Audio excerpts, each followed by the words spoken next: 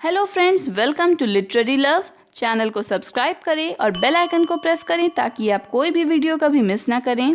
साथ ही अब आप हमें फेसबुक पे भी फॉलो कर सकते हैं।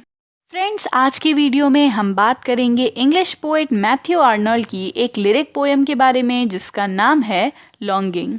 फ्रेंड्स, लॉन्गिंग का मतलब होता है किसी चीज़ को पाने की चाहत रखना, और इस पोएम में पोएट को भी एक चाहत है अपने लवर को पाने की। यानी वो चाहता है कि उसकी बिलवर्ड, जो कि उसकी रात के सपनों में आती है, वो रियल लाइफ में भी उसके पास आ जाए और उसकी लाइफ में जो मिजरी है, जो दुख दर्द है, वो उसके आने से ख़त्म हो जाए।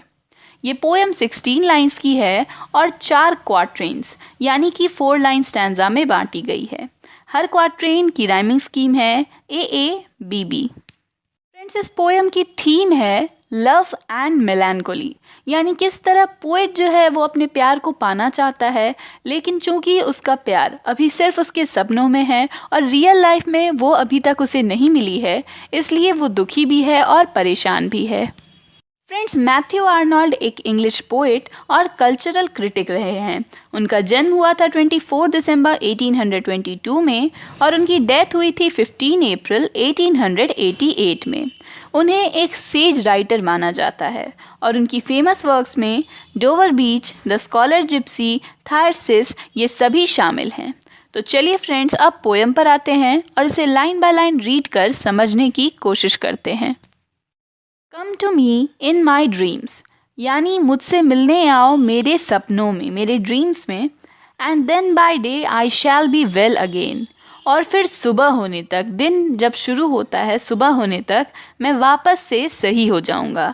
यानी जो भी मेरी पेन है, जो भी मेरी मिजरीज हैं, दुख दर्द हैं, वो सभी दूर हो जाएंगे अगर तुम मुझसे मिलने आओगी रात को मेरे सपनों में। For so the night will more than pay the hopeless longing of the day, क्योंकि वो जो रात होगी वो मेरे लिए ज़्यादा बेहतर होगी और सारे उस प्रॉब्लम्स के लिए पे कर देगी, या एक तरह से कहें तो उन सारे प्रॉब्लम्स को दूर कर देगी जो कि इस दिन के होपलेसनेस के कारण मेरे लाइफ में आए हैं। यानी ये जो पूरी दिन मैं परेशान रहा हूँ, मेरी लाइफ में मिजरीज आई हैं ये पूरे दिन, वो रात को तुम्हारे आने से दूर हो जाएंगी।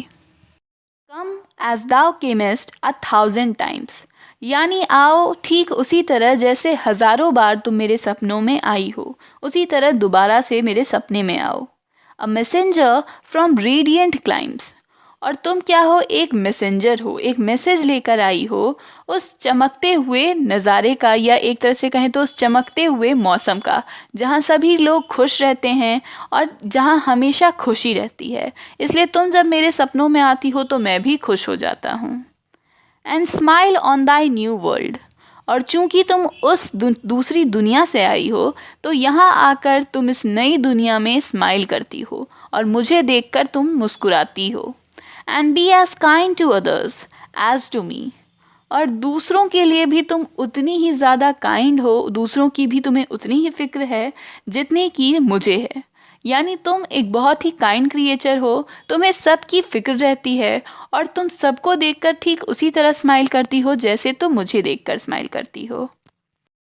और एज दाउ नेवर केमेस्ट इन सूथ, या जिस तरह आज तक तुम कभी नहीं आई थी मुझे सूद करने के लिए, मुझे आराम पहुंचाने के लिए।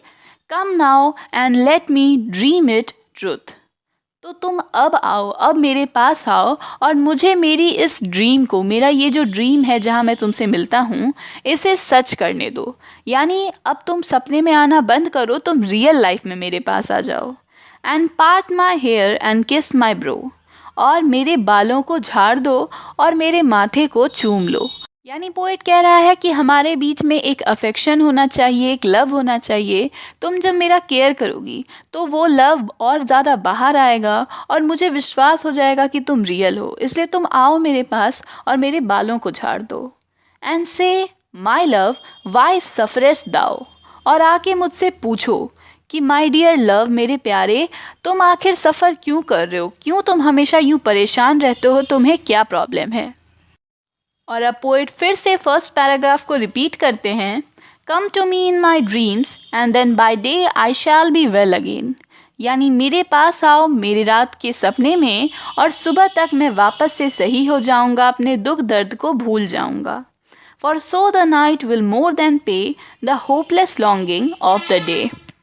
क्योंकि पूरे दिन मैंने जो भी परेशानियां झेली और जो भी मुझे दुख मिले, वो सभी रात को तुम्हारे पास आने से ख़त्म हो जाएंगी और मैं अपनी सभी दुख दर्द को, अपनी सभी परेशानियों को भूल जाऊंगा। तो फ्रेंड्स, यहाँ पर ये पोएम ख़त्म होती है। इस पोएम को पढ़कर आपको भी समझ में आया होगा कि ये एक लवर का लेमेंट है, यानी ये एक लवर की कहानी है जो चाहता है कि वो अपनी बिलवेड को पाले और उसकी लाइफ में एक चेंज आ जाए, ऐसा चेंज जो उसे दोबारा से दुखी ना होने दे और वो हमेशा खुश रहे। और इसीलिए वो परेशान है कि क्यों अभी तक उसकी बिलवेड उसकी लाइफ में नहीं आई है। तो फ्रेंड्स, ये थी मैथ्यू आर्नोल्ड की पोएम लॉन्गिंग।